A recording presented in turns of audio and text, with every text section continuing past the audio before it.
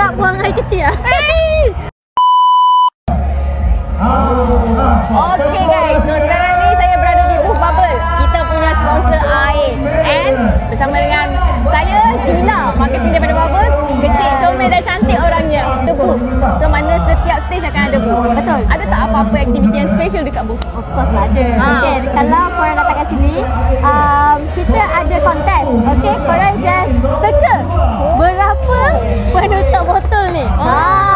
Benar apa? Benar apa? Dapat hadiah eksklusif di Bubble 1. Saya nak masuk boleh? Boleh? Soalan yang terakhir.